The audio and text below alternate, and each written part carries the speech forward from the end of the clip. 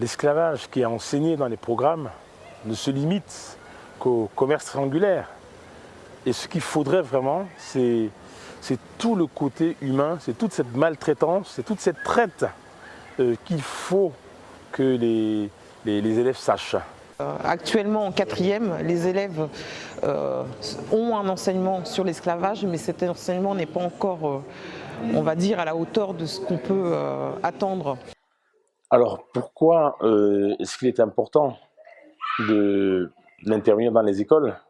Parce que les dispositions de la loi Taubira, qui a été proclamée le 21 mai 2001, stipule que l'esclavage doit être enseigné dans les programmes scolaires. Alors, c'est par l'intermédiaire d'une convention avec le rectorat de Lyon et l'association Jeunesse, Art, Culture et Sport en Liberté que Lisa Aubray intervient dans les collèges, comme je l'ai dit tout à l'heure, dans les collèges, les lycées et les écoles primaires, autour de 4 objectifs. Le premier objectif, c'est un objectif pédagogique et éducatif qui consiste à utiliser l'anglais comme une langue européenne, prendre conscience du rôle de l'ADN pour retrouver ses racines, connaître l'histoire de l'humanité, une partie obscure de l'humanité qui est la traite et l'esclavage.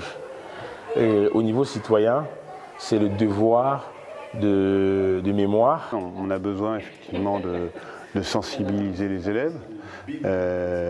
On a besoin effectivement de continuer toujours le combat parce que l'esclavage, il existe encore aujourd'hui dans le monde. Et je crois qu'avoir ce témoignage de Lisa Aubray qui a fait beaucoup de recherches dans le cadre de cette semaine autour de la loi Taubira qui a maintenant 18 ans et qui a fait que la France a reconnu l'esclavage comme crime contre l'humanité.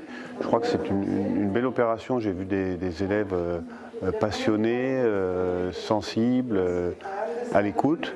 Et tout ça est évidemment très important. C'est chacun d'entre eux, chacun de ces enfants qui fera évoluer son esprit critique, qui fera évoluer sa perception du monde, qui a priori au départ n'est pas dans le conflit avec l'autre, qui n'a pas la même couleur d'yeux, de peau ou de cheveux.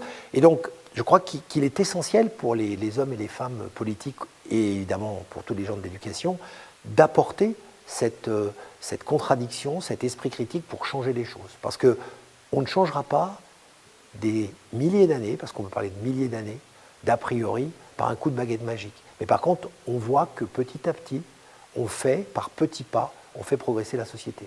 On pense que l'esclavage est terminé et il n'y a pas si longtemps, on a eu des images qui nous sont revenues de ce qui s'est passé en Libye avec les migrants. Donc ce n'est pas pour oublier ce qui se passe avec l'esclavage. Donc c'est l'occasion de rappeler tous les jours que la liberté et la dignité humaine sont partie constituante de l'intégrité de l'être humain.